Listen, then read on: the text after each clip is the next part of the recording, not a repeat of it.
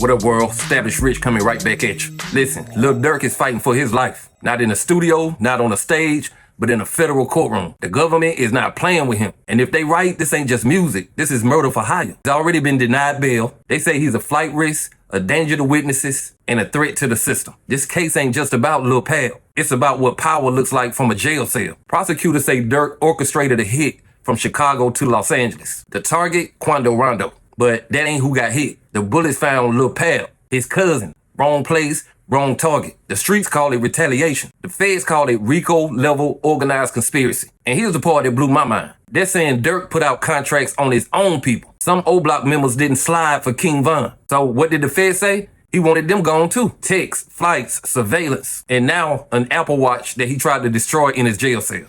This man right here, while incarcerated, was found in possession of an Apple Watch.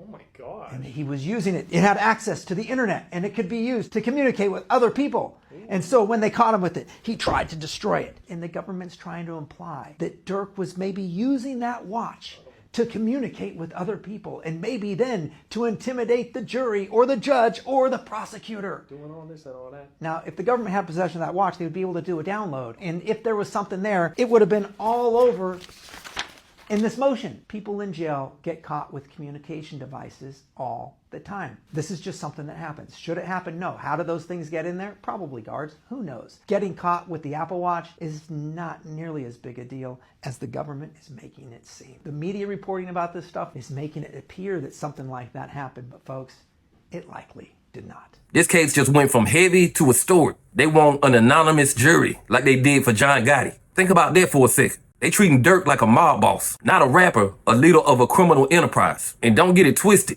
The government don't bring this type of smoke unless they think they got a fire. And the defense, they're saying, where's the evidence? They're saying the charges are too vague. No dates, no names, no instructions, no paper trail. But the feds say otherwise. They say they got messages, calls, codes, even people ready to talk. And meanwhile, Durk's team is trying to throw out that Apple Watch situation completely. They're saying that's not what y'all think it is. But the damage already done. He tried to smash it. Why try to smash the watch unless it had something in it? And now you got supporters allegedly threatening judges and prosecutors. The feds ain't saying he made the calls, but they damn sure think he inspired the energy. It's about power. It's about reach. And it's about the influence he has even though he's locked up. And the saddest part in all this, King Von is still gone. Lil Pab is still gone. 2 lives lost, and one of the biggest names in rap might just lose his freedom forever.